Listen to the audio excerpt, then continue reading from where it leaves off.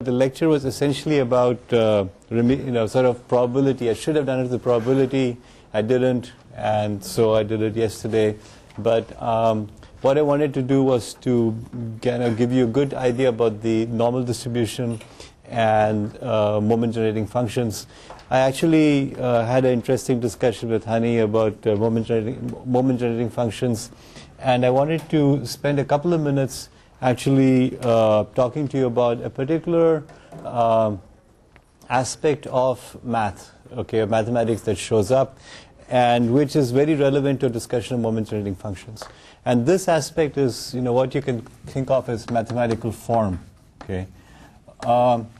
In the development of mathematics has proceeded along the lines of taking something which is concrete and finding the form of it and then extending that form to other areas, okay. For example, we think of natural numbers, 1 plus 1, and then we say, okay, what happens if we extend this to matrices? We do matrix plus matrix, and we say, well, we define that particular form, and then we define matrix multiplication in such a way so that the form continues to exhibit the right properties, okay. So then we say, okay, what about A plus IB plus C plus ID? We sort of have this form, and we don't actually think too much about what does I mean, okay. It was cause of great debate among mathematicians. People went crazy trying to understand exactly what it means to take the square root of a negative quantity. But today we just don't think about it. We just say, don't worry. Just pretend it exists, and we'll do all the math. In the end, as long as it's a real quantity, the final answer will be a real quantity, so don't worry about it.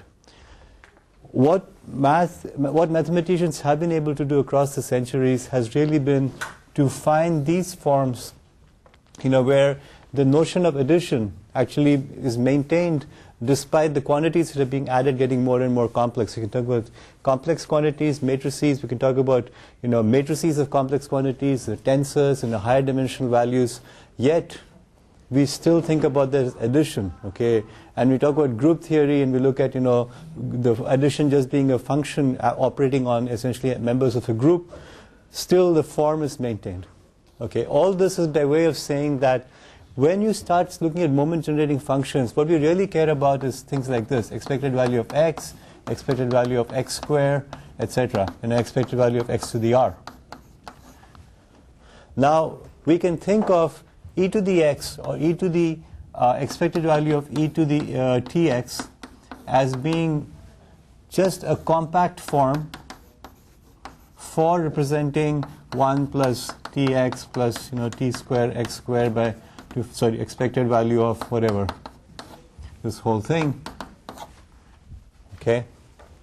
And the reason why I'm stressing this is because at certain points the form will be giving you basically bogus answers, okay. So we looked at the form where the MGF of a uniform quantity was 1 over t e to the t minus 1, and you're saying, oh, wait a minute, I'm going to take the derivative of this and then set t to 0, but this particular function is not defined at t equals 0. T equals 0, this function is actually 0 over 0, all right, so it's an undefined quantity.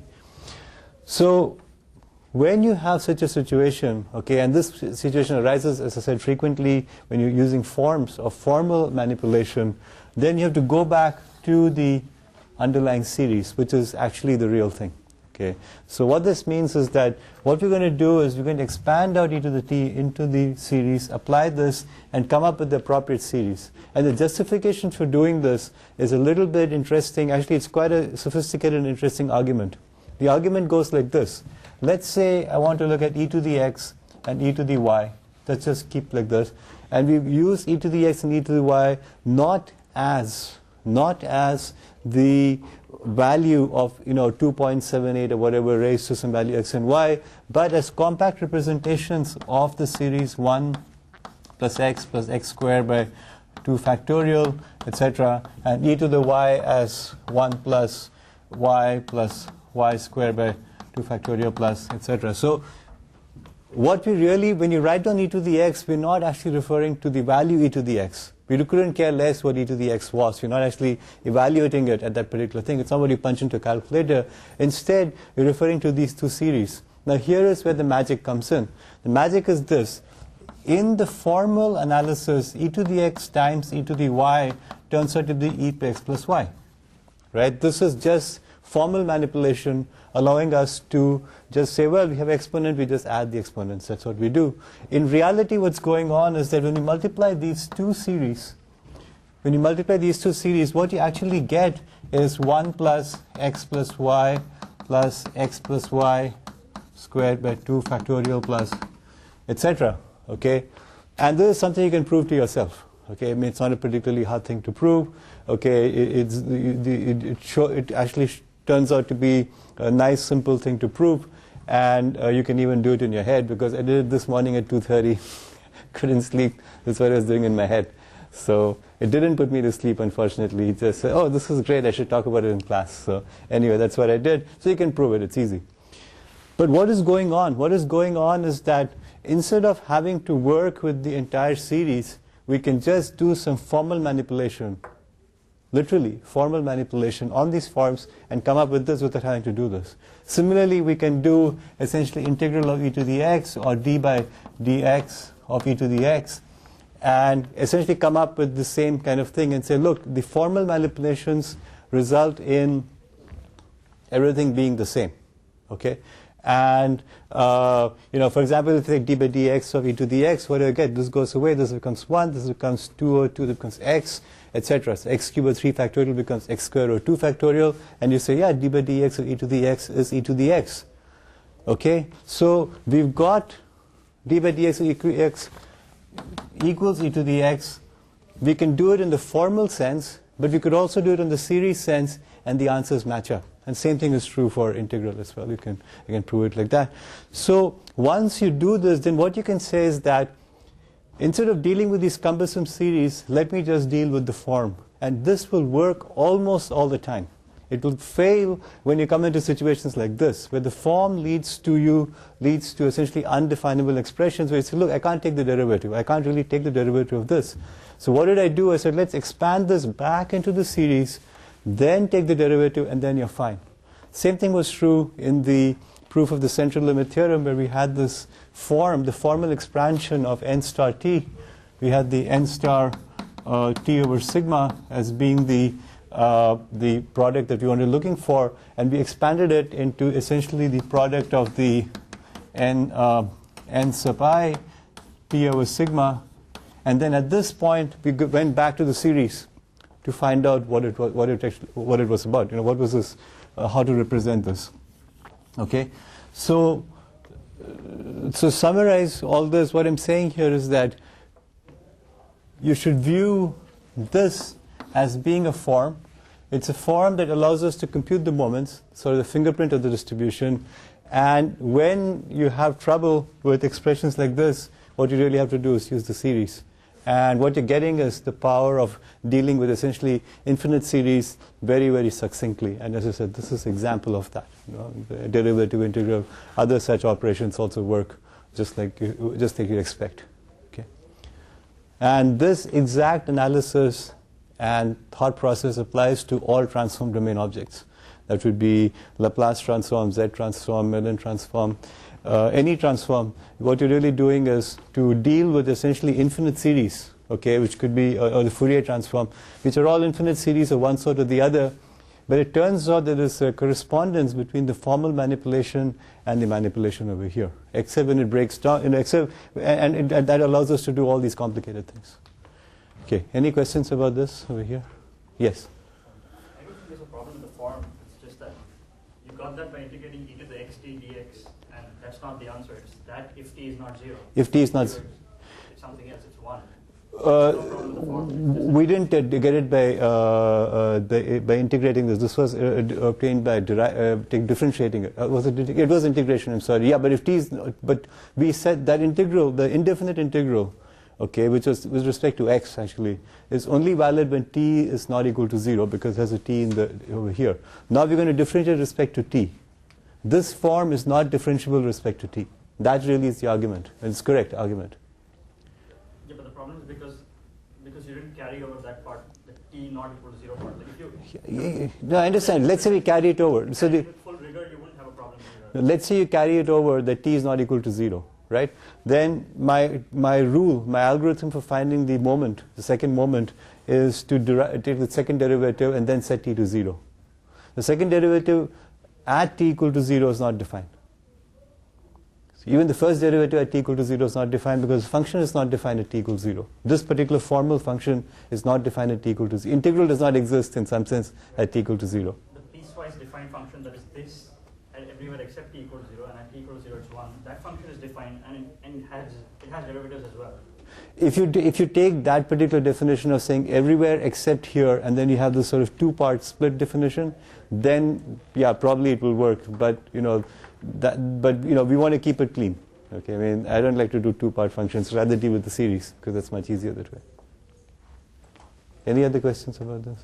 I actually expanded the description of this in the notes so that if you download the latest version, there's a much more detailed description of this and how this form stuff works. But anyway, I just wanted to pass that on because there's more to it than meets the eye, and even I was a little bit I didn't explain it the right way, I guess. So anyway, all right. So let me come into actually statistics, and in the final version of the book, in fact, the chapter will start here, not what we did last time.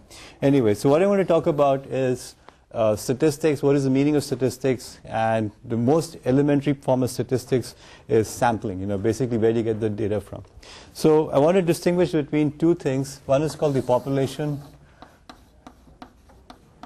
and the population is sort of the universe under consideration, whatever the population is. We'll come back to this. And then we have over here a sample. So a sample is the subset of the population. Hopefully the sample is a representative part of the population. Okay, and we'll again come to what that means in just a second. So the population, for example, we can say, over here could be sort of the everything, and we take some elements of it and we say that's a sample. And so this one is defined by what are called parameters, and these are represented in Greek letters by convention, and this one has what are called statistics, and these correspond to the parameters, and these are in Roman. So for example, the mean of this population would be called mu, okay, and the statistics over here you would call it x bar or m, or or m1 is another way some people call it m1, but x bar is Roman. Okay, so the idea is that we have some potentially infinite population, and then we get some sample out of it, we compute some statistics, and then the whole game is to infer back what the population parameters mean given the statistics. Okay, so in some sense the whole this study kind of falls into three parts. The first part is how do we choose samples in the first place? Okay, what is it to do sampling? How do we choose these? Second, how can we describe the sample? Okay, these are basically called descriptive statistics. Okay, these are the statistics over here. How can we describe it? We can describe it using things like the range, the min, the max, the mean, and so on, the variance. And then, critically, from this sample, what can we say about the population at large? Okay, and then we may have another situation where we have a different population and we have another sample there, and then from these two samples, can we infer that the populations are different? Okay, so for example, this could be the population of UDP packets being sent somewhere. This could be a population of TCP packets being sent, and can we infer that on average TCP packets are larger or smaller? Okay, some inference we want to make, okay, about these populations. So that again that becomes inferential statistics. Okay, where we having inference about the population, also comparing these two populations together. Okay, so let me first give you an example of a sample, and this is typically how computer science statistics is done, and it's kind of an example of how not to do things. So what do? You say, well, I have access to a router. This is University of Waterloo. I have an access router. It's going to some ISP, and on this router, I'm able to capture every packet that goes past. I'm just able to capture every packet that goes past. So, the IST guys come and say, we got this new box, you can capture every packet. Why don't you capture the packets and, whatever experiments you want to run? So what do? You say, okay, from 6 a.m. to 9 p.m. Today, so that's November 20th, I'm going to capture all the packets. In fact, I'm going to capture all the UDP packets. Okay, I'm going to capture all the UDP packets, I get a trace file. Okay? And now you're going to analyze it, and you're going to compute, let's say, the mean packet size. It's a very typical thing that people do. Okay, this is what we do. Well, what's the population?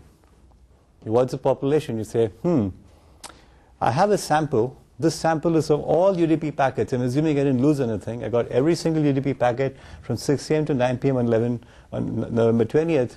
So is the population of the packets that are from, let's say, 12:01 or 12:00:01 a.m. to 11:59 p.m. on 11:20?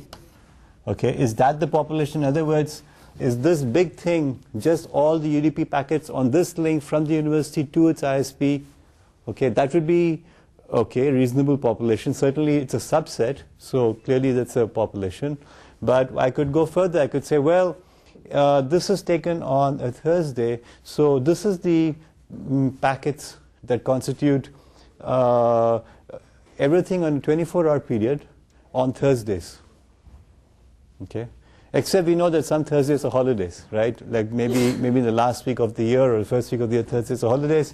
All right, it constitutes all Thursdays that are not holidays.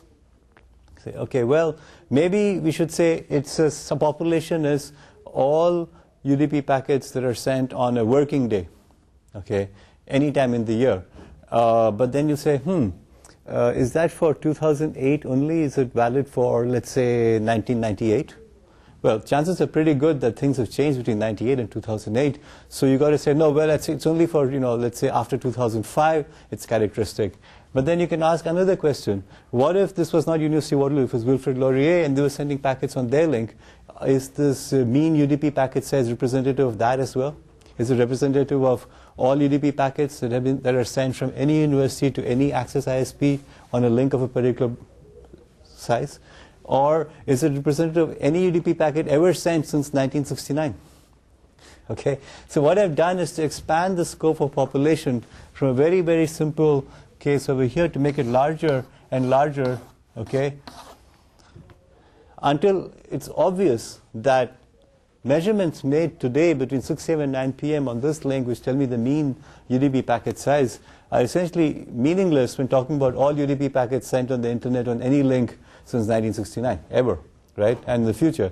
So what's going on is essentially a fallacy. Okay, what the fallacy is you're collecting the data and you're saying, okay, now let me kind of figure out what population it represents. Okay, and the problem is that many populations can represent. There is no one answer. You can't just say there is only one very limited sample. I can say, yes, this is exactly thing, but exactly this population represents, where the population is identical to the sample. Clearly, it's representative. But the minute you generalize beyond it, how do you know, right? How do you know whether it's representative or not?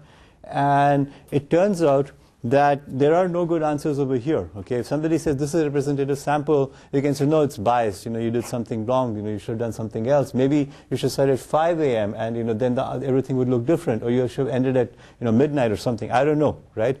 Or maybe it's only representative of Canadian universities, but not of universities elsewhere. Okay, you could make that argument too. You never know. Okay, and this kind of argumentation about the validity of the statistical sample goes on all the time in healthcare kind of statistics. Somebody says, well, we found that people over 50 who weigh more than so many kilograms have a higher incidence of disease, blood pressure, high blood pressure. Okay, well, whom did you study? You didn't study every single person who was overweight. Okay, you studied a sample, but maybe you sampled those people who were already prone to high blood pressure because they went to clinic for help in the first place, right? So that's a sampling bias. So what this means is this: if you're going to use statistics in your research, and you have to, you can't not do it, you have to start like this. You start with the population, and then go to the sample. not this way. Unfortunately, most things are done this way. You say, well, I can get access to this data, let me go to the sample, and then I'll try and figure out what the underlying population was. Okay? So this is wrong. This is just basically wrong. Okay?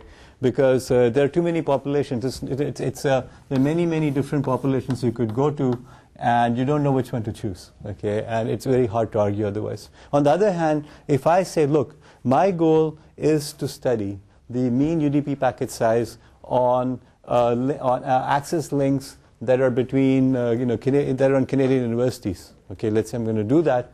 Now I have a population. I know exactly what the population is, and then I can say, okay, how do I choose samples to represent that population? So, okay, then I'm going to population. I figure out how the sample should be. Okay, and then I'm going to show you some techniques that are used. These are basically used in the social science literature, but there's no reason why we can't use them. Okay, and I'll just go through that in just a minute. But before I do that, are there any questions about this so far?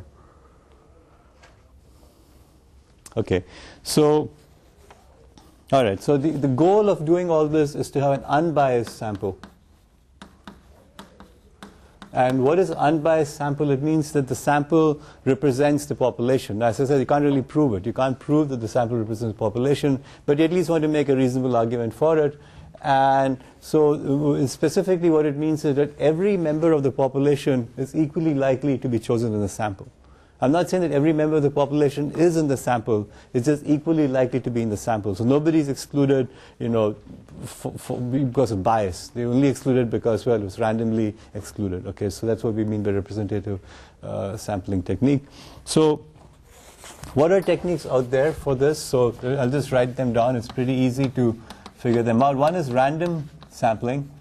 So in random sampling, what you do is you take the population and you use a rule that says, with 5% probability, I'm going to pick this element. So you go through, essentially enumerate the population one by one, and you say, okay, 5% probability, I'm going to pick this person. And this is used, for example, in doing surveys of who's going to vote for some elected official.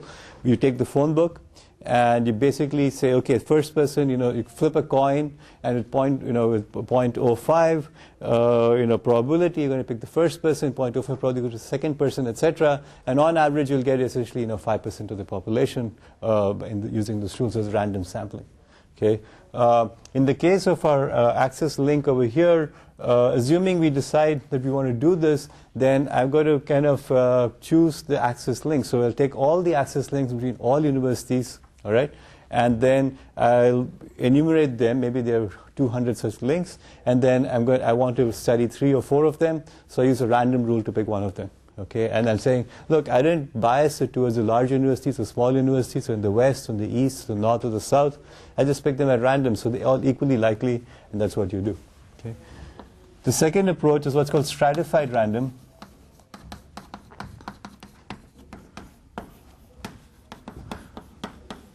And in stratified random, you say there's a natural grouping that's going on. Okay, there's a natural grouping. For example, in this study over here, there's a natural grouping of access links that belong to a particular university. Or maybe the grouping is on the link speed. So you have these T3 links, you have T1 links, you have OC3 links, etc. So you can say, okay, I'm going to look at all the OC3 links, and then I'm going to pick some out of those randomly, or I'm going to look at all the T3s, and I'm going to pick one of those randomly. Okay, and the reason you want to do this is because you don't want to ignore one of these links by accident, right? So, for example, if there's T1 is the lowest speed link. It's 1.5 megabits per second. That's 45 megabits per second. It's 155 megabits per second, and you have OC48, which is 10 gigabits per second. So you say, look, there's some campuses still on T1, so I want to make sure I sample that. Okay, so I'm going to pick something from there to make sure I'm not going to ignore some category, and that would be a stratified random type sample. A third kind of sampling would be systematic. And in systematic, what you do is you do a random enumeration, either explicitly or implicitly. So, for example, to go back to this thing over here, I have all the links. I'm going to take all the links, and then I'm going to do a random enumeration, all of them. And then what I do is I'll pick every 20th link. Okay, so link 1, link 21, link 41, etc. I pick all of those, and that's systematic. Okay. Another example of this would be, if you see people leaving a bus depot. Okay, you stand there with a clicker, and the 20th person you click, you say, I want to ask you some questions. And then the 40th person, etc. So you just stand there and do that. That's systematic. The assumption being that there is no discernible underlying pattern in the exit of people leaving the bus depot, or exit or people who are in the cash register, or whatever. And in this case, for example, I could pick every 20th packet or every 50th packet, okay, and say that's a systematic sample. It's not a random sample, it's a systematic sample. And for example, Cisco NetFlow, which is a standard sampling tool that's part of Cisco routers today, it is a systematic sample. It doesn't have probability number. It doesn't do probability. You can say pick every 20th packet. It will pick every 20th packet, capture the header, store it somewhere, and you can go look at it later on. Okay, that's systematic. Okay. Again, we're not doing a random enumeration, but we're saying that the stream of packets leaving on the link are random. We don't expect any particular order, so there's no reason why you can't use systematic. The next level is what's called cluster sampling. A cluster sample is like a stratified random sample, except that in stratified random sample, we end up with basically the elements in the sample that we analyze. Okay, so I said I'm going to take all the T1 links, I'm going to pick some T1s, I'm going to pick some T3s, and so on. But at the end of it, I just have a bunch of links. My analysis is conducted on the set of links.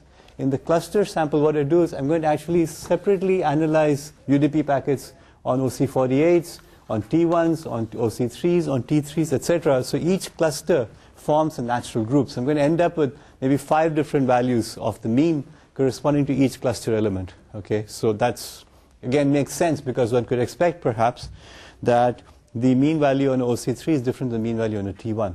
Maybe that's what's going on, in which case you are going to do the cluster. Whereas in a stratified random, you're going to ignore the clustering, or the strata as they call, once you capture them. In the cluster sampling, you maintain it. And the last two, so one is called purposive, and I like to just call it filter. So in purposive sampling, we want to extract certain elements which have certain features. We care about those features. For example, I want to find out the UDP packet, mean UDP packet size conditional on it being larger than 1 kilobyte. Okay, so I want to say given it's more than 1 kilobyte, what is it? Or I can say purposive can be given that it comes from a domain, which is in this 12997 is the source address. Conditional on the source being 12997.star, I want to, capture it. So that's sort of a purposive sample that can be sort of giving you the conditional values. And finally, this is the fig leaf convenience sample. It says, I'm lazy. Okay, I just pick whatever's around me, and that's my sample. Okay, and it's called a convenience sample. So, for example, you want to know the mean call holding time between two people who are both on cell phones, right? So we know, for example, through lots of studies, that if you pick up a regular phone and you talk to somebody, the call lasts on average 3 minutes. So statistics have been around forever. It was first computed in 1920s, so 24, 25, something like that, and it hasn't really changed a whole lot. It went up when people started using dial-up modems, and then it went up to almost 7-8 minutes, and now it's gone down back to 3 minutes. But one could argue that the mobile phone to mobile phone conversations are either shorter or longer or something like that. I don't know. So, however, to get this, you need to be able to get access to call records, right? So you ask around, you go to Sprint, and you go to Rogers, and you go to Verizon, and say, can you give me your call records? The answer to all of them will be, of course not. Are you kidding me? We only give this to the government so that they can track people down. We don't give it to researchers at all, which is actually the truth. So, but there is this local guy, and his brother-in-law and your sister-in-law, and their kids go to the same school, and you meet them somewhere and say, can you give me the access to the call records? And this is a small, cell phone provider who serves a community of 200 people in Nunavut. Okay, but they'll give you access to the records, so you say, okay, I'm going to study those call holding times. It's convenient. That's what it is. Or I want to study UDP traffic behavior in the entire internet. Well, it's convenient to go to IST and ask them for it, and then I'll say, my population is all UDP packets ever sent in the history of the universe, and this is my sample. Why did you pick University of Waterloo? Well, it's convenient. So it's not that it's certainly very biased. It certainly meets it doesn't meet the thing of bias, but it's very convenient. And so we end up doing this all the time. We study traffic traces, which happen to be there. I'll tell you a story. I guess I should go take a break, but I'll tell you the story anyway. So in the early 90s, about 1991, 92, something like that, the future was going to be a video on the internet. It's a big deal. Video on the internet was a very big deal. So people said the entire internet is going to be flooded with video data, and 80% of traffic will be video traffic, and 20% will be voice, and data traffic will be zero. And that was called the VVD model, the voice video data model, and we all believed it. I believed it too. There was one small problem, and that problem was that there was no video data on the internet at that time. There's a bigger problem, which was that there were no digitized movies at that time. Okay, to digitize a movie, to create the MP3 or MP4 representation or a DivX representation that you have today takes a lot of computation power. And in 91, when we were trying to do this research, there was no data available. And then there's one guy called Mark Garrett, who was at Belcore, as part of his master's thesis at MIT, I think. He got hold of some huge computer and he digitized one movie, only one movie, and that was Star Wars. Okay, Star Wars. Because he liked Star Wars. And he made the data public, which is just the frame sizes and the contents, and he gave us, so everybody could go to Mark Garrett's data. So the entire analysis was done on this one movie, Star Wars. Whatever Star Wars there, everybody knew. I got to see this so often, I can tell you exactly what the bandwidth trace looks like for Star Wars. And it goes something like this. We saw this graph over and over again. This is the MPEG-3 encoding of Star Wars, because it was convenient, the only thing we had. Okay, and for what's going on over here, this is what this looks like. This one is the opening credits. Okay, in opening, if you remember Star Wars, there's this thing that goes like this, right, into space. People remember that thing? Well, guess what? Every pixel changes on the screen, because the screen is like this, and when you're doing your encoding, you're comparing the pixels, right? So every pixel changes. So you have to essentially do each frame as a JPEG. You can't actually do any motion encoding in there because everything changes. So you get a huge spike over here. Okay, and then that's the death of that big, what is called the sphere. What is it? I forget the name of this. The Death Star. That's a Death Star exploding. Again, every pixel changes. All right, so you got these two big peaks, and because of this, the statistical analysis of this graph became, it had something called long-range dependency, and so there are lots of papers written about how long-range dependency changes everything, all based on analysis of this one single thing. Okay, it's crazy, but that's all we had. So that tells you how an entire research field is driven by convenience sampling. Now, of course, there's lots more movie data available, and in fact it's probably true that right now video data does constitute 80%, but of course it's being sent as files instead of BitTorrent. It's all files, it's not real stuff.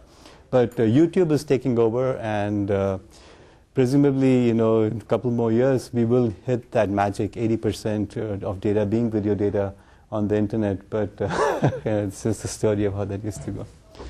Anyway, all right, let me see who's here.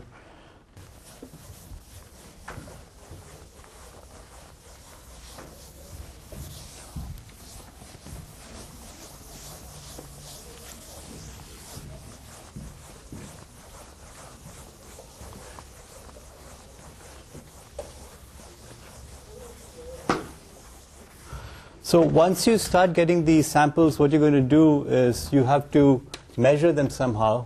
And again, continuing with the example of measuring the UDP packets, you're going to get the packet length, right? It's a number. So integer lies between 0 and 64K, right? Typically it's less than 1500 bytes, but it could be, maybe it has a jumbo frame somewhere.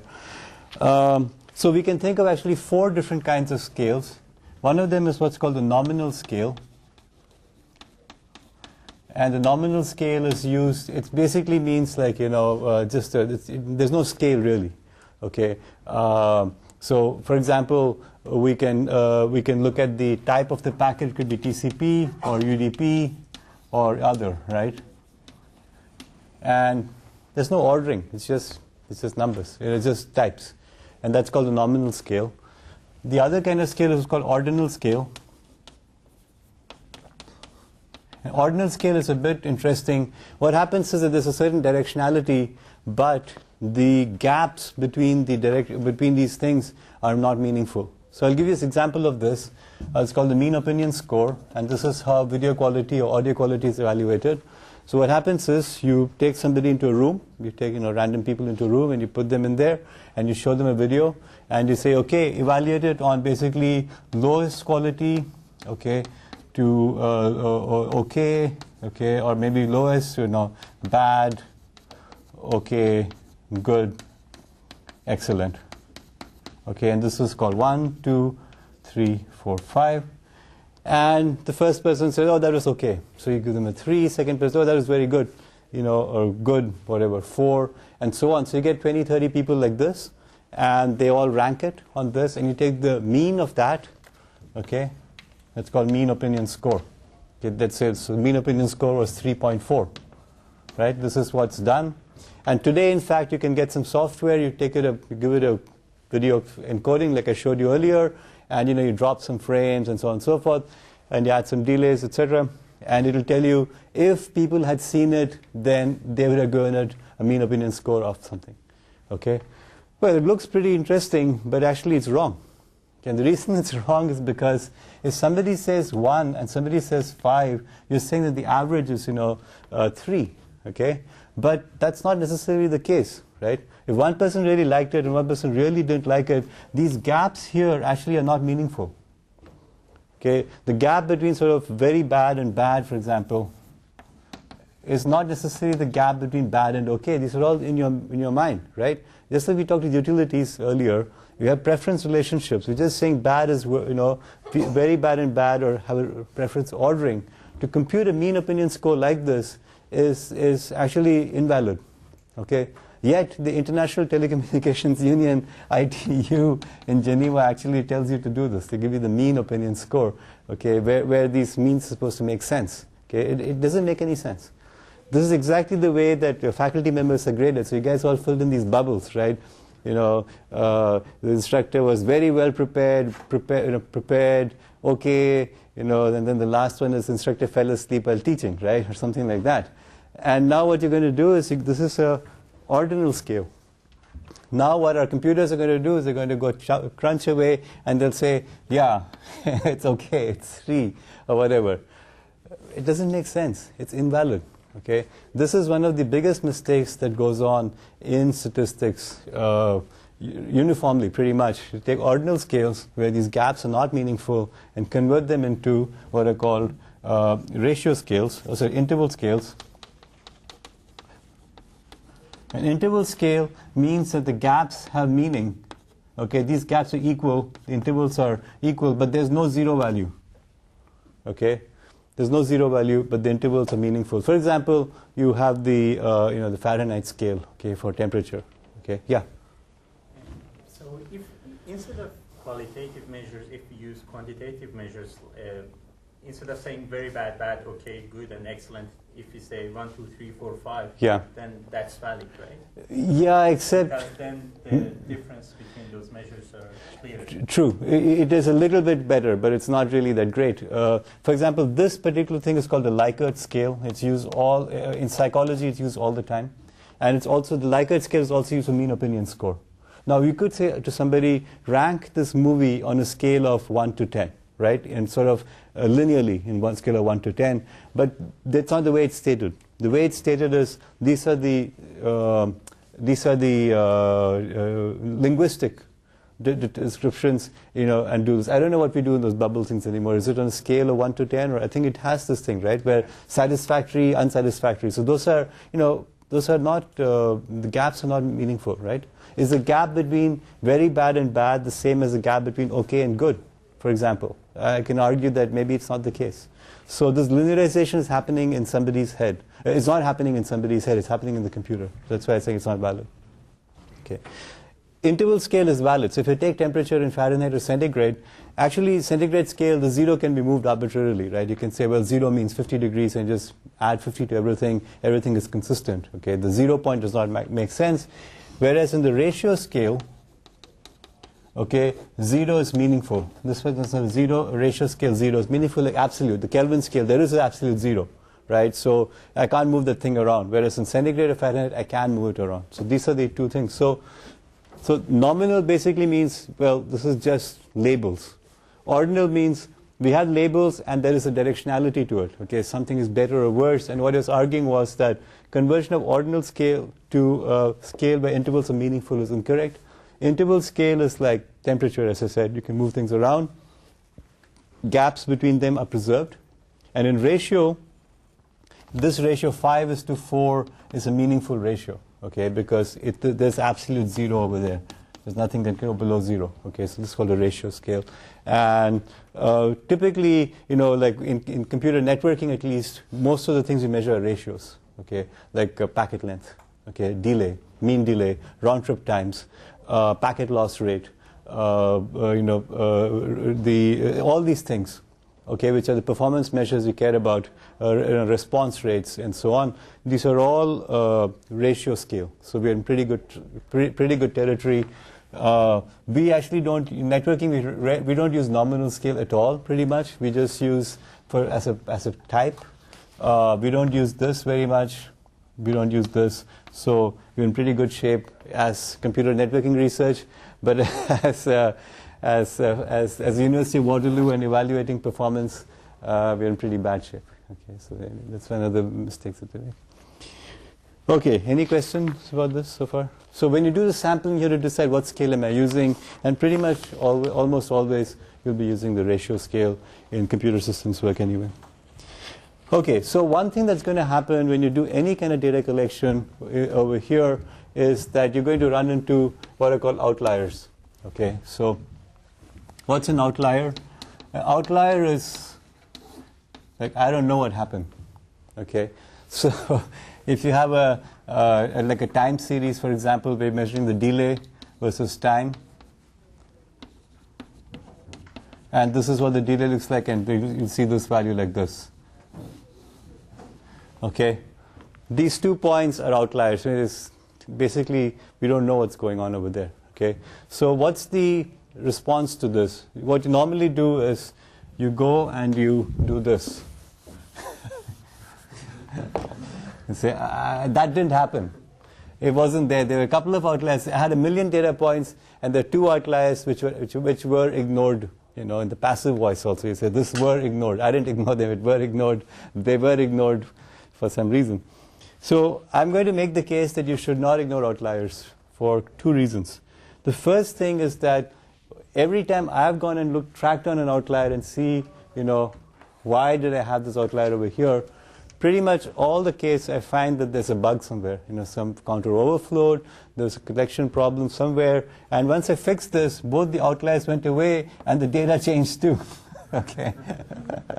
All right, because I screwed up. I wrote code which wasn't okay, so that's why I got those outliers. So typically, example of this would be, as I said, if you had some kind of overflow error, then it shows up as an outlier, but the underlying cause is you didn't have the proper variables in the first place, you measured something, or, a typical example, I remember a student came to me and said, I'm getting negative delays. And I sent it and it arrived before I sent it.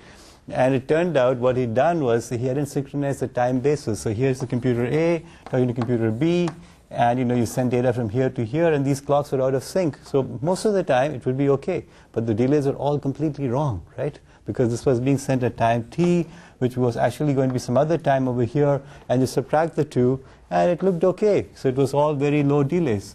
But then every once in a while you get a negative value of delay, and I said, this is wrong. It says, it must be a bug in the code. No, it was because the times were not okay. So when you start examining things, you find these kinds of problems. So never ignore outlier without being very, very careful to find it. The second thing is that there is some unsuspected complexity in the system. Okay, outlier basically means there's something funny going on, and A general rule in doing research is that if you can explain it, you didn't learn anything. Okay? You only learn from things you cannot explain. Okay? So you expect something to happen, it happens that way, then you didn't learn anything. It was fine, that was what it was. But outliers tell you that there's something going on that you should know better. And so whenever you see data, the first thing that I do is I look for the outliers and say, what's going on there? And what's going on over here? I'll give you an example of this. So I'll use Earl as an example since he's here. He presented some data, some very, very interesting data on how often does a cell phone attach to a base station. And you see this graph, how often it happens, and just once in a while you find this thing where the cell phone is attaching to the base station and changing every few 10, 100 milliseconds, 10 times a second it's switching from base station to base station. It's just crazy. I mean, it's just way too complex in terms of signaling to be doing that. That's an outlier. So one thing you can do is, well, if it changes more often than once every 10 milliseconds, whatever, we'll just throw it out because something is going on. In fact, there's a bug in BlackBerry's code. Okay, in their code base, RIM had made a bug. Nobody had tested it out. When Earl did it, we found it, or he found it, and we went to say, oh yeah, sure, we messed up, and they fixed the bug. Right? Actually, they found and fixed the bug independent of us, it turns out. But in the branch of code that we were using, it was there. So that is because it's an outlier. You've got to go and start re-examining. You cannot trust APIs, for example, just because they come from Microsoft or Google or whatever. They all may have bugs in them. So these give you an indication that something bad is going on. All right, so always check outliers. All right, so let me go on to the next piece of work over here, which is, so I figured out the population, I figured out my sampling technique, and I got a sample. Okay, I got a sample. Maybe it has 100 million entries. It's perfectly reasonable to have samples with 100 million entries these days, or 1 billion entries. And now I'm going to describe it. Okay, how do I describe it? One description of the sample is the sample itself. So if I have 1 billion entries, I can say, my sample is this, here's 1 billion entries, go look at it. Okay, not very useful. What we need to do is to go from the population to a sample, and from a sample you have to go to a descriptor. And this is, so what we're going to talk about is how do we choose appropriate descriptors? What kind of mistakes can you make when choosing descriptors? What is the statistical behavior of these descriptors? And that's where sort of all the math comes in. So I should say that any descriptor can be thought of as a model by definition. Okay? So let's say take the mean. The mean of this sample is some value over here. So everything that is in the sample that is not at the mean value can be thought of as an error. So the data that you get is the model plus the error. Or it's also called the residue in some cases. And we want to essentially minimize the error. Okay? That's what we want to do. We want to choose the model such that the error is minimized. And when you have a sample, when you have a representation, the descriptor, where the sample is identical to the model, right, then there's no error. Because, we have the whole data, but then it's not useful either. Okay, so what's the simplest way of doing things? The simplest way of representing data is a table.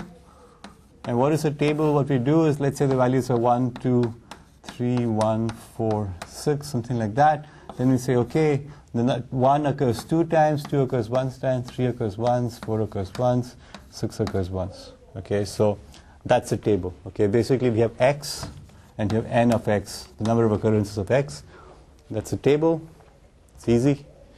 And obviously this descriptor has no errors in it, right? But also it can be quite large, depending on what you do. For example, if you have UDP packet, you're going to have for every possible UDP packet size, you're going to give me the number, and it's a large table because you have 65,000 possible values. Most of them are 0. Even so, even if you remove the ones that are zeros, you still have a fairly large table. So visually, it's easier to represent this. So you can go from a table to what's called a bar graph.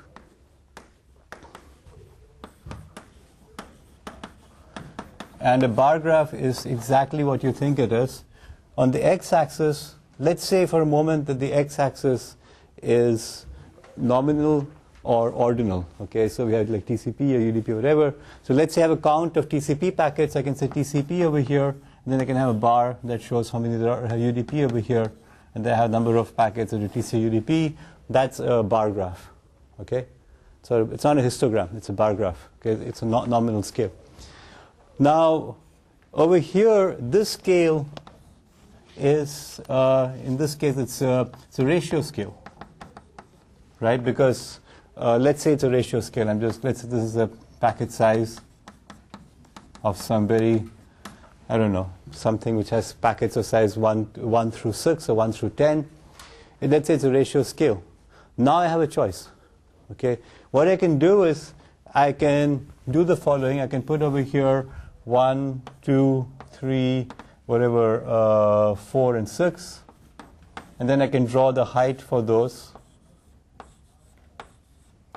This is 1 and that's 2, and that would be a bar graph. Okay, but I could do something else. I could say I just want to have 3 categories, 1, 2, and then greater than 2. So I have 1, I have 2, and then greater than 2 as the categories, and then I have 2 over here, I have 1 over here, and then greater than 2 I have 3. So what I've done over here is I've taken the range of values for the ratio scale and put them into what are called bins. This is a bin. Okay, so this is a bin of width 1. It's a bin of width 1. It's a bin of width, actually in this case infinite, but if you know that the largest size is 10, there's a bin of width 7, or no, 8, sorry. Okay, so that's how we do binning, and this binning allows us to now differentiate between bar graphs and histograms. Okay, so in the case of a nominal or ordinal scale, histogram and bar graph are the same thing, but when you have ratio scales, what happens in a bar graph is that for each bin, let's say this is bin B1, okay, this is B2, this is BK, I have some value for each bin. Okay, in a that's a bar graph, and in a histogram,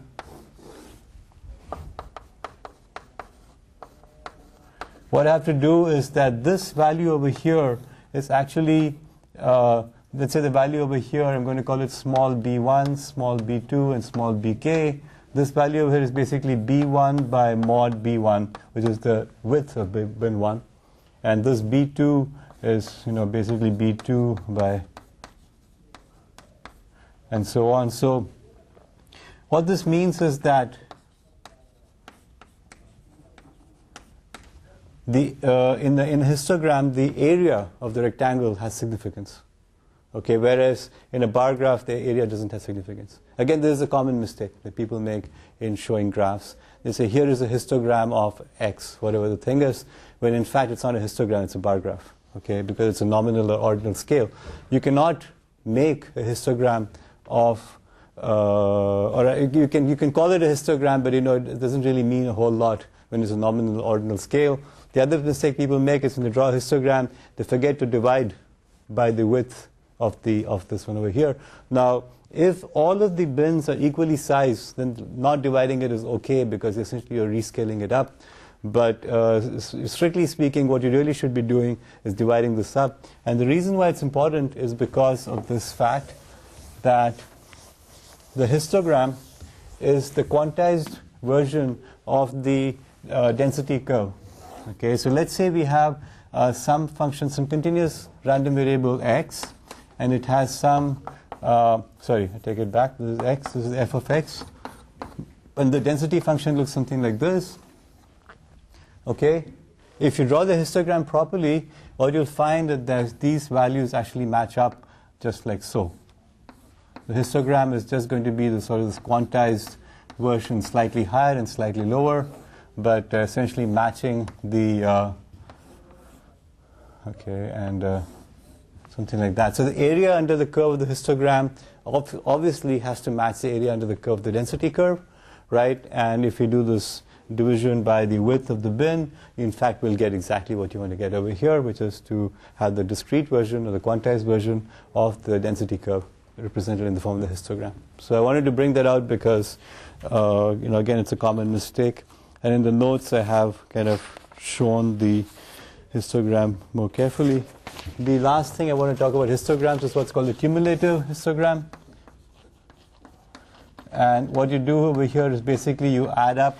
So the cumulative density function, let's say there's a density function, something like this. The cumulative is going to be, monotone increasing from 0 to 1. And the cumulative histogram is exactly what you'd expect. You kind of go up, like so, quantize it, and then at the end, you're going to have a 1. So when you get actual sample data, you never get the density function, right? You never get the density function. That is an abstract concept. What you actually get is a cumulative histogram or the regular histogram. And what you do is you say, well, if I had an infinite number of bins and infinite number of samples, then it would look like this curve over here. And you can do that by joining the midpoints of these bin values. You can approximate the cumulative density, so the cumulative density or the density curve by joining the midpoints of the histograms. But to get that properly, you've got to make sure you're dividing by the width of the bin, which again, as I said, many people ignore. Again, this is mostly true only for non-equisized bins. If you have equisized bins, then of course everything works out. Now, one question is, what should the bin size be? Okay, let me just answer that and then take a break. So, what should the bin size be? Well, there is no good answer. Okay, there are some heuristics in the notes. I mentioned something called Scott's heuristic. There are actually a few others as well. But let's just think about it for a moment, right? Let's say I have this data set 1, 2, 3, 4, 1, 4, 6, 20. All right, and I choose a bin size of width 1. Okay, and I want to do histogram. I don't want to do a bar graph. Bar graph, no problem. I'll just put 1, 2, 3, 4, 6, 20.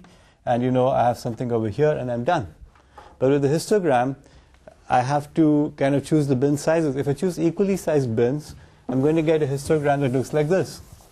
And I'm going to get this histogram, which is going to look like there's a 2, there's a 1, there's a whatever, there's a 1. Because you can contiguous, so you normally draw it like this, 0, and then we have 20 over there. So there's a lot of white space in the middle, right, which is not being used up. So you say, that's not good. Okay, what do I do? Well, you can do a couple of tricks. One trick is to say, okay, I'm going to make this the bin width to be 10. Then it looks like this.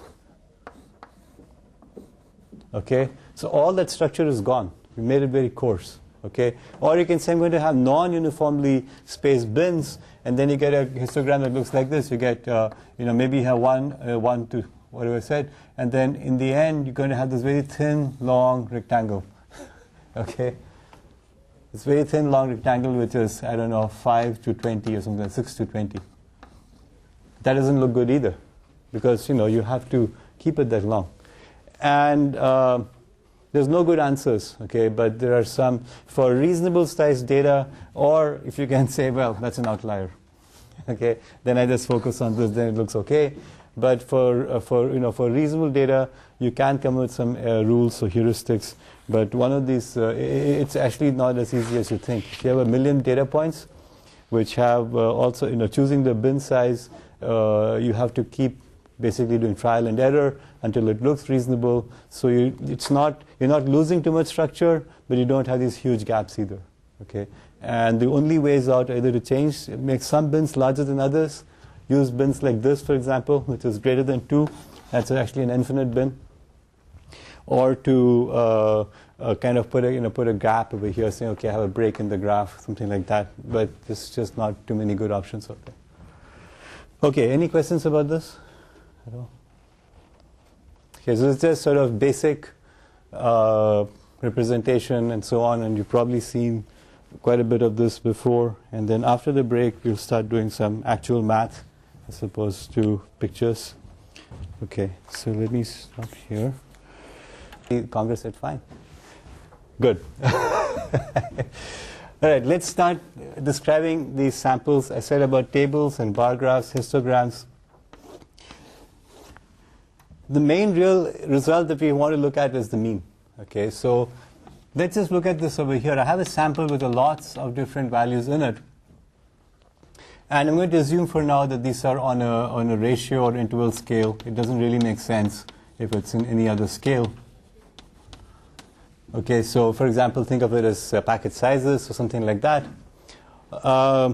What we want to do is to find a representative. We want to find some value that represents it. And this is very important. Okay, and I'll be more precise about what representative means. But it turns out that the sample mean, which is defined as x bar, remember use Roman because it's part of the sample. Okay, it's sum of all the values divided by n, has some very, very interesting properties. Okay, and we'll talk about that in just a minute. But it's not the only representative that you can think of. It actually are two other representatives that people have talked about, the median and the mode. Okay, now the mode is the most frequently occurring value, and essentially it's not particularly interesting. In fact, it's mathematically almost intractable, so we forget about that. But mean versus median is a very interesting fight. Okay, and before we end today, I'll give you some real solid evidence why the mean is better than the median, and evidence why the median is better than the mean. Okay, so it goes both ways. But let's just focus on the mean for now. The best part about the mean over here is the following. It has a summation of xi in it. And the reason why it's important is because we remember from the central limit theorem that y equals summation xi, if we wrote that way, okay, it's a normal variate. Okay? So immediately when we see something like this, you say, aha, looks like I can use the central limit theorem, okay, under certain assumptions. What assumption do we need to make? First, n has to be large, and second, the xi's have to be independent. Okay, they'll be independent and sort of not related to each other. So as long as I can sample randomly and claim that the samples are independent, I can start using the central limit theorem. And so the reason why the mean wins and the mean is used everywhere pretty much is because it's mathematically manipulable. Okay, and we'll see precisely what that means in just a little bit. Okay, but I just want to give you some intuition why people like the mean, why they don't like the median. Though one can argue, and I will show you later, why the median is sometimes actually a better thing to do. Okay, so we said that x bar is 1 over n sigma xi. There's a different way of writing it. So you take 1 over n sigma over I xi is nothing more than 1 over n sigma over x nx. What do I mean by this? Remember that in the table I had this value x, and nx is the frequency of x. So instead of saying 1, if I had the value 1, 1, 3, 4, 2, I can say, okay, n of 1 equals 2, n of 2 equals 1, n of 3 equals 1, etc.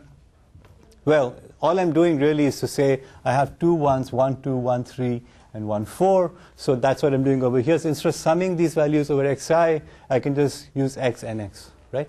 I'm not really doing anything clever here. But you have to be very, very careful. If you're going to read any books on statistics, you have to be very, very careful as to be this, what is the summation over here? Is the summation over I or is the summation over x? Okay? Because what will happen is over here, let's just take this and we'll take one more step, which is write it as sigma x nx over x. Okay?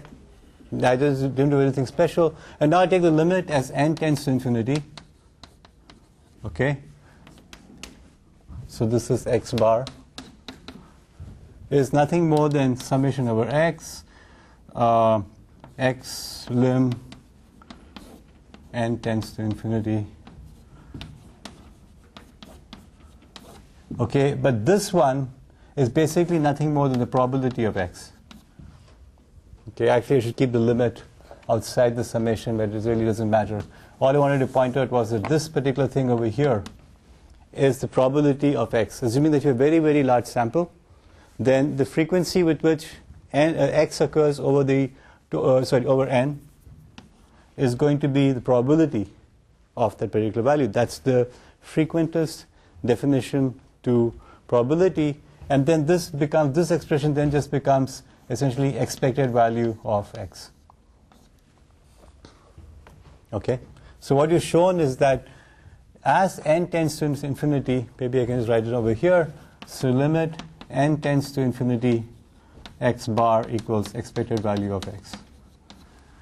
Okay. and equals mu.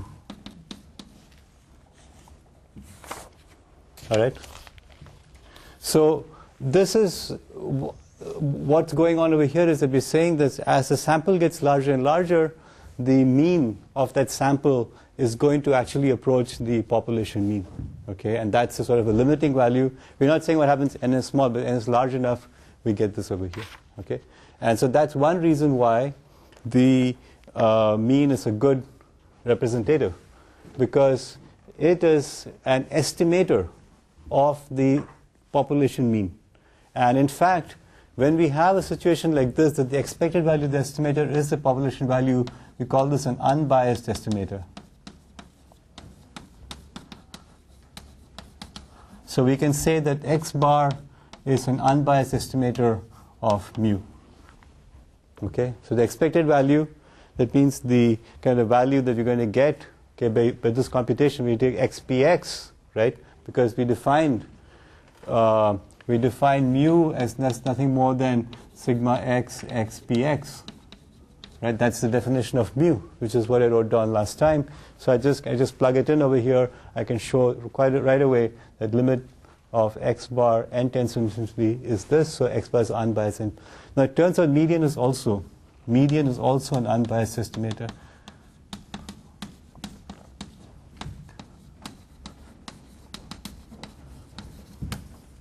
Okay, that's just so they're on equal terms with respect to this, but just wanted to show you that. Now, okay, any questions about this? This is just kind of a warm-up exercise. Let me show you something that is a little bit, it's easy to show, but it's kind of interesting to think about. What is the value, what is this? Expected value of x bar. Okay. So what I'm saying over here is, this over here essentially says that as the sample size goes to infinity, the value of x bar is the population mean, right? That kind of intuitively is true also, but you can also prove it just using some simple math. What about the expected value of x bar? Okay, that means that if somebody gives me a value x bar, what is the expected value? What is the most likely value if I just don't know anything else about it? That's what the expected value means, right? Okay, so this is not saying anything about the size of the sample. The sample could be only have 2 elements or 10 elements or 100 elements. It's not a limiting value. This is saying basically what is the expected value. Now this we can compute as follows. We can say this equal to, this by definition is going to be expected value of x1 plus x2 plus x, right? Sorry, let me just divide it by n, right? So we can then write that expected value of, just put n on this side, nx bar, okay, equals, because n is a constant, I can multiply it out, is equal to be expected value of x1 plus expected value of x2 plus, okay, because there's just expectations, expectation of a sum is the sum of the expectations, so I just did that over here, and this is equal to what? Mu plus mu plus mu, because each of these has expected value of mu, which is equal to n mu. So expected value of x bar therefore is equal to mu. You can just cancel out the n's essentially. Okay, so this tells us that independent of sample size, okay, this is a limiting case over here, independent of sample size, the expected value of the mean is actually going to be mu as well. Okay, so what did I do over here? Yeah, this is a mistake. This is, I'm sorry, this is what I meant to say over here. The expected value of x bar means that x bar is an unbiased estimator. It's not expected value of x, but expected value of x bar. So let me just draw a line over here. I got confused over there. Okay, so so x bar is our estimator. If the expected value of the estimator is the population, which is what I said, then x bar is an unbiased estimator of mu. Okay, median, similarly, the expected value of the mean is also an unbiased estimator. Okay. Sorry about that confusion, but does it make sense over here? So all I've shown over here essentially is that to compute the expected value of x bar, I just expand it out, and then you can trivially show that the expected value is the population, and that is by definition an unbiased estimator. Okay. All right. The other thing that makes x bar, the mean, a good one, so this is the first thing. The second thing that makes a mean a good value is, a good representative I should say, is the following. Remember that I want to have a good representative, and I said that data equals model plus error. Okay, let's actually compute the error and find the value of the representative that minimizes the error. Okay, so we can take the following, we can say, let's look at the following thing. Sum over I, xi minus x star square. Okay, what am I doing over here? I'm computing the mean square error of choosing some value x star as a representative. Okay, and I'll divide this by n. Yeah, okay, it doesn't matter. I don't need to divide by n either. But so for every value xi, so in some sense I have this sort of this set of values, and then I pick one value and say, okay, x star, you are the representative. Okay, so each of the values that are over there have some gap, some distance, and it's either positive distance or negative distance. If I take the square of it, then it's always positive. And intuitively, it should make sense that we want to choose that value of x star which minimizes these errors. If you push it, let's say x star is all the way over here, then you get lots of gaps. So the central value in some sense is the one that is the best representative. There's the least value of this, and it turns out that x bar minimizes this expression over here. Okay, and that's a homework assignment for you. You can solve it trivially by just setting the first order condition, set the different derivative to 0. So this is the second reason why a mean is a good value. So first, the mean, sample mean is an unbiased estimator of mu, because the expected value of the estimator is the actual population value. And the second, the mean also minimizes the sum of the squared errors, or the sum of the residues as they're called, okay, for any population, or for any sample, I'm sorry. And so this is a good thing about the mean. The median doesn't do that. Okay, this actually turns out to be the mean. Okay, so any questions about this so far? So I'm just kind of telling you the two reasons why the sample mean is good. Okay, now I'm trying to give you this intuition because you've been told in statistics classes, yeah, we take the sample, compute the mean. Okay, but why? Okay, there are some reasons for it. Okay, and the first, I guess, the high level reason is that I'm going to use the central limit theorem. Okay, the two specific reasons, it's unbiased, and second, it minimizes the error. Okay, and these are things that you normally aren't told why the mean is a good value. So I'm giving you two good reasons why the mean is a good thing. But the three reasons why the mean is a bad representative. Okay, so let's talk about those three things here. Are there any questions about this? Okay, so let's look at the three reasons why mean is bad. The first one is that the mean of a sample, this x bar, may be far away from mu.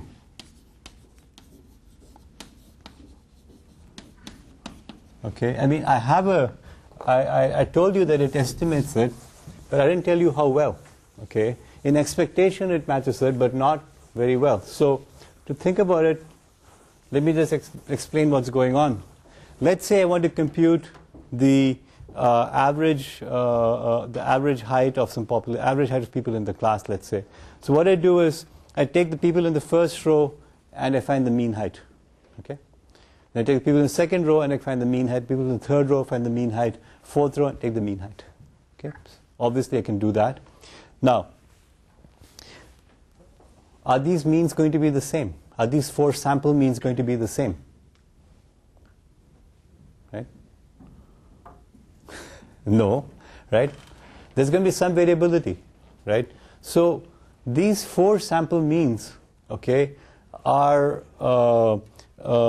themselves a random variable. Okay, so the mean of the population is fixed. It's mu. Okay, no question about it. Okay, if I take the sum of the heights on the first row divided by number of people, which is 8, then I'm going to get some value, an estimate, which is, let's call it x1 bar. So let me draw this picture over here.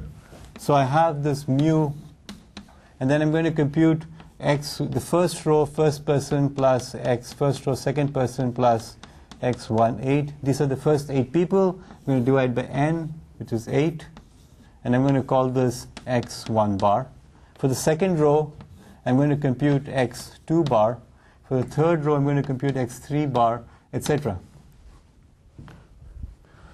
What we agree upon, and it makes sense, is that these sample means themselves have some variability. Okay, they're not all mu, there's something else. So this is called the sampling distribution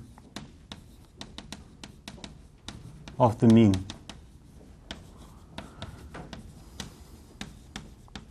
In other words, the mean of a sample can be thought of as a random variable. Okay, we can call it the random variable capital X bar. Now, capital X bar is a random variable, so it must have a distribution, right? What is the distribution? That distribution is called the sampling distribution of the mean. So, what can we say about the sampling distribution? It's something, but we know that the expected value of this sampling distribution is mu. We know that because, that's what we said, expected value of X bar is mu. We know that, but what's happening is that when I pick a sample, when I pick some sample over here, and this is the X bar for that particular sample, it could be quite far away from mu, because this is mu over here. Okay, in fact, if this distribution has infinite extent, as it could, I might end up with something over here. Okay, so the point is that even though the mean of a sample is an unbiased estimator, and if the n is very large, it actually meets the mu. For small samples, the mean could be very far away from mu. It could be all the way over here. So I'm trying to introduce two concepts at the same time. The first concept is that X bar itself can be thought of as a random variable and drawn from the sampling distribution of the mean, which is what I've shown over here. And the second thing I've told you is that because it's a random variable, it could be very far away from the mu, which means that if I take a sample and I compute the mean of that sample, I have actually no idea what it means. Okay, I don't know the significance of this. What is the practical consequence of this? Practical consequence is the following.